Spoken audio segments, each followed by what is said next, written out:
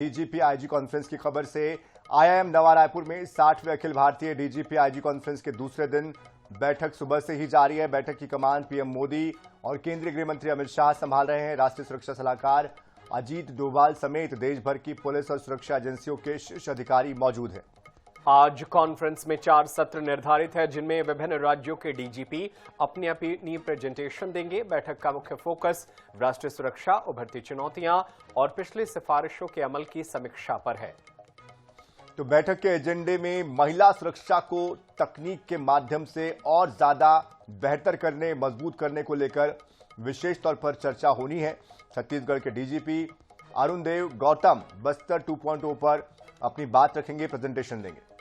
वे मार्च 2026 तक नक्सलवाद के पूर्ण उन्मूलन के बाद बस्तर में विकास की रणनीति पर विस्तार से जानकारी देंगे।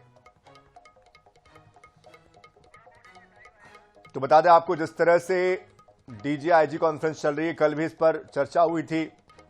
देश भर में एक वक्त था जब 126 जिले ऐसे थे जो नक्सल प्रभावित थे और अब इनकी संख्या घटकर महज 11 हो गई है। कल केंद्रीय गृह मंत्री ने यह भी कहा कि आने वाले समय में जब अगली ये जो डीजीआईजी कॉन्फ्रेंस होगी उस वक्त तक देश नक्सल मुक्त हो जाएगा।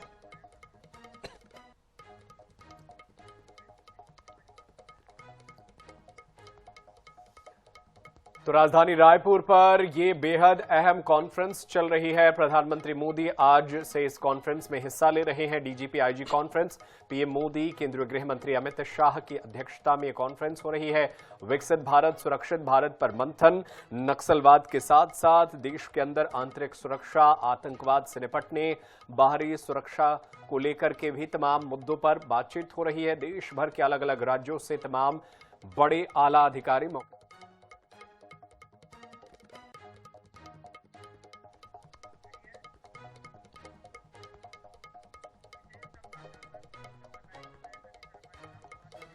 और इस बीच हमारे साथ विशेष संवाददाता गौरव शर्मा भी जुड़ चुके हैं। गौरव, अब तक जो आधा दिन बीत चुका है, ऐसे में इस कॉन्फ्रेंस में क्या क्या बड़ी बातें निकल कर आई है? आगे का कार्यक्रम किस तरह से तय हो रहा है?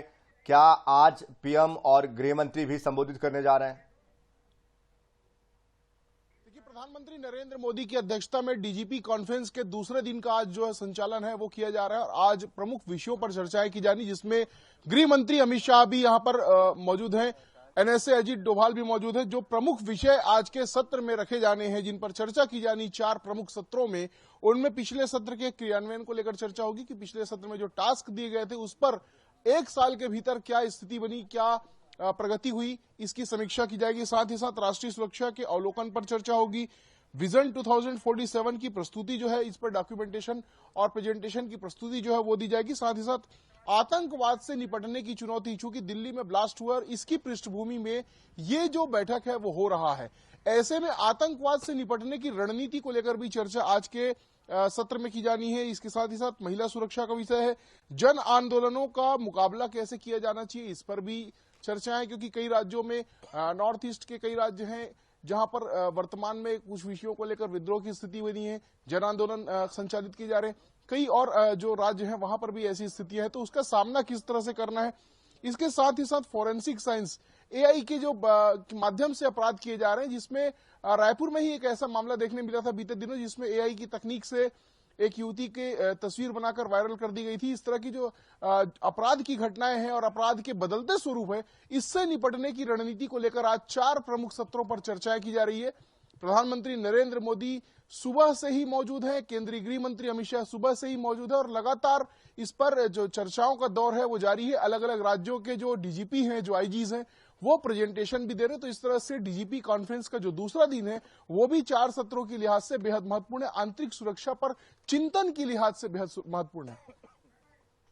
बिल्कुल, तमाम तरह के चिंतन जैसे मुद्दों पर आज यहां पर अगर बातचीत हो रही है तो इसका कोई बेहतर यहां पर परिणाम भी देखने को मिलेगा, जिस पर रोड मैप बनाकर आगे काम होगा। लेकिन गौरव, एक अहम बात यह है कि आज जो है छत्तीसगढ़ के डीजीपी नक्सलवाद को लेकर भी प्रेजेंटेशन देने वाले हैं, तो इसमें क्या खास रहने वाला है और क्या वो अहम बिंदु रहेगी जो तमाम डीजीपी, प्रधानमंत्री, गृह मंत्री के सामने छत्तीसगढ़ की तरफ से पेश किया जाएगा? छत्तीसगढ़ ने बीते 2 वर्षों में नक्सलवाद के खिलाफ जो काम किया है जो जंग लड़ी है नक्सलवाद के विरुद्ध ये अभूतपूर्व है और जो सफलता मिली है ये निर्णायक सफलता है। नक्सलियों की मांद में घुसकर हमारे सुरक्षा बलों के जवानों ने प्रहार किया है। डीआरजी की भूमिका को इससे इनकार नहीं किया जा सकता।